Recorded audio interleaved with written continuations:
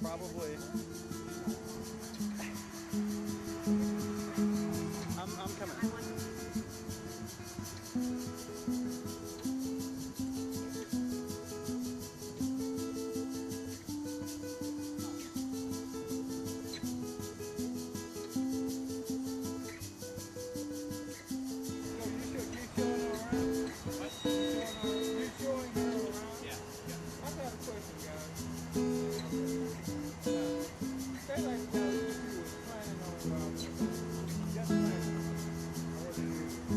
I'm listening.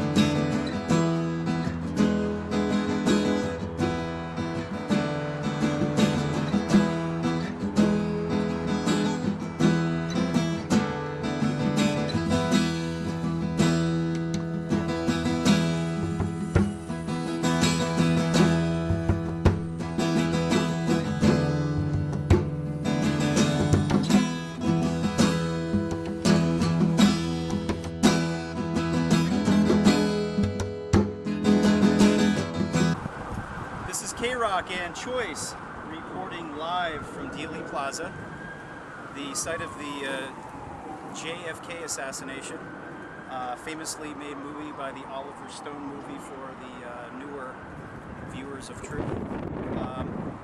Anyway, we're here. It's Memorial Weekend, appropriate, and we just came from the Survival Conference, and basically just coming here, it expresses the entire paradigm of the world that we live in right now. You just had a president and the UN order U.S. troops to go to war in Libya without any oversight whatsoever by Congress. And the reason for that is basically the New World Order has the capacity to assassinate presidents without any consequence. So we've lived at least 50 years under this tyranny. How do you feel coming here? It's just really dark. It feels evil. It feels heavy, and it feels wrong. It feels wrong. You get here, you start pulling in, and you just feel. I feel a weight. Yeah. It's an open wound. It's an open wound for the nation, and it feels like just a big lie. Yeah, it's basically. It is. Yeah. It's basically, it was called the House Commission on Assassinations. They did an investigation and they determined that in fact this was a conspiracy. It wasn't a lone nut as commonly indicated, but they don't cover that in their history books generally. Yeah, there's a great documentary which I'll link through to on this video called JFK2, and it gets into the Bush family involvement and Nixon involvement. And we're Republicans generally. We're libertarians. We're Republicans. So it's not that we're looking to side with Democrats or Republicans or anything along those lines. And what's great is we're telling the guys that sell the JFK newspapers to go check out JFK2 and educating them to educate everybody else that comes through here. Yeah, there's a whole cottage industry of basically somewhat quasi-homeless guys just handing out... Drinking beer and handing out and selling JFK conspiracy. Good for them, and they have a pretty decent knowledge base. Yeah. They just need to... Their mind is already open, they know it's a lie, they know it's all that, so it's good to just give them, interject more truth. Yeah. But pretty much... That's why I was really pushing that with them. It's like, watch this. Yeah. It'll help you. Yeah, there's not many people that believe the official story. And by implication, if you don't believe the official story, you understand that your world, we're just living in a fiction.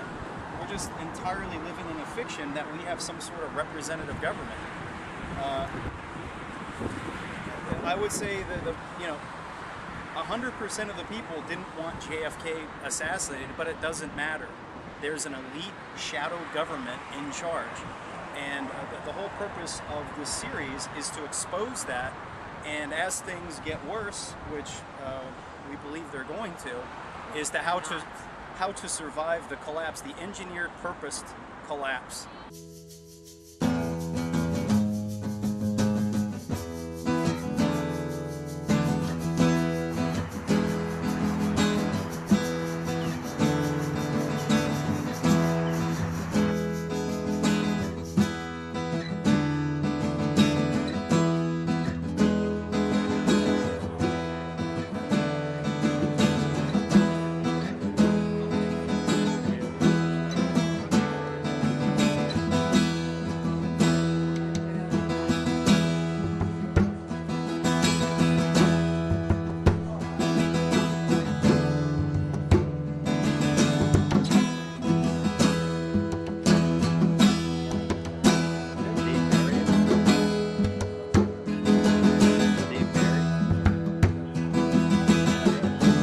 Westbrook Pegler, an old-time columnist way back in the 50s, first discovered there was a Bilderberg. As soon as Jim was, able to use a typewriter, he took that over and has been the mainstay for over 25 years. Jim is semi-retired, and now I'm getting the baton from him. Our staff, of course, works collaboratively on it to a point, but that's what's going on, and we're covering it in Switzerland this year, coming up very soon, June 9 through 12. We were in Spain together last year. I was learning the ropes from Jim there in Sitges. And yeah, we're following them, and they're becoming much more exposed in the European media and through AFP.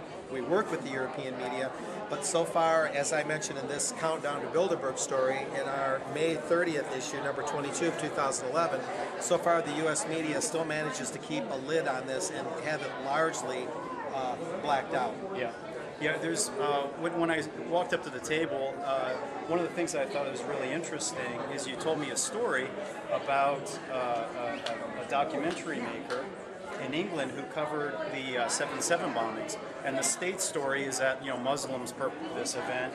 Truthers know that's a big lie, but a little caveat or a little inside story to that is there's this documentary maker, and if you would tell the story on that, it's one of the articles in one of the Yeah, in this same edition, May 30th, there's the follow-up, and he's speaking of John Anthony Hill, a British national who was extradited from Ireland a few years ago for sending his video documentary of the London train and subway bombings in July of 2005. He sent that documentary to the British judicial authorities, the court and the prosecutors, as a friend of the court doing his civic duty, he thought.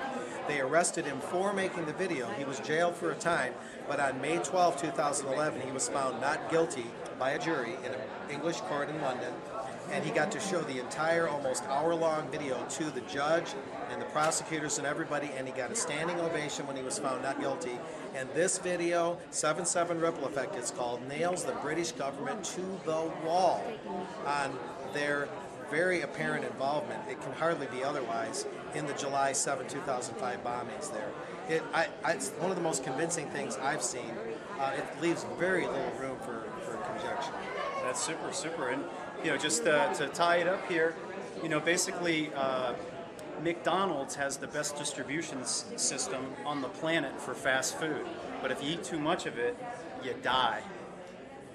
Good analogy. Too much mainstream news will make you very sick in the soul and intellectually and otherwise. And your soul dies. And your soul dies along with it. I like the analogy, sir. The Michael Bednarik. Nobody else wants to be Michael Bednarik. I'm the stepfather of the Constitution, and we need to save America. We're not going to save it by sending email or rallying, signs. Yeah. You're going to have to get off the couch and actually do something about it. We need to start taking some serious action.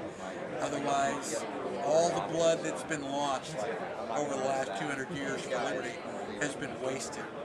And we will lose freedom on our watch.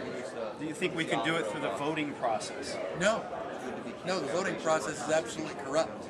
They've got electronic voting machines. I've been a computer programmer for over 40 years. If you let me write the software and keep it proprietary, I will tell you who's going to win by what percentage before the polls even open. You know, if you have an electronic voting machine, you want to do a recount, the machine is just going to print the same wrong answer that it gave you last time. There's no recount. So John F. Kennedy said that, you know, if you make peaceful revolution impossible, you make violent revolution inevitable. And I don't know if it's accidental or deliberate, but the government is going out of its way to make peaceful revolution impossible. So, you know, the economy's going to crash. I recommend that everybody have a year to a year and a half supply of food. Convert all of your assets into silver. And if you don't have, you know, guns and ammunition to protect the food and the silver, then you won't have them for very long. That about says it all. Well, thank you very much. Thank you. And I'm here with Sergey Botenko, who is a natural food expert. You could say that. Is that a good phrase? He actually gave a presentation here for people to learn how to live off the land, foraging and that sort of thing, but he also teaches about how you can process these foods to make them more palatable. And I think one of the things that I found really interesting is you're discussing that there's certain plants that you can find most everywhere. And in a collapsed environment, that's what we all going to need is food. So can you tell us about that?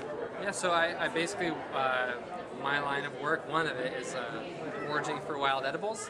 And there are certain plants that I run into all over the world. There's about 20 plants that probably grow on every continent. And those plants include things like dandelions, clovers, a plant called plantain, purslane, lamb's quarters, and a few other ones. They're really easily identifiable. Not a whole lot of poisonous plants look like the edible ones, so they're safe to identify. And on top of being a food source, a viable food source in any kind of survival situation, they're also really healthy. So if you just want to boost your immune system or get rid of some health problems, incorporating some of these wild edibles into your diet will easily do that in kind of a free way. If you wanted to help identifying these things, you can easily pick up a book on the subject, or you could download my iPhone app, which just got released. It's called Wild Edibles by Sergey Botenko on iTunes. It's $2.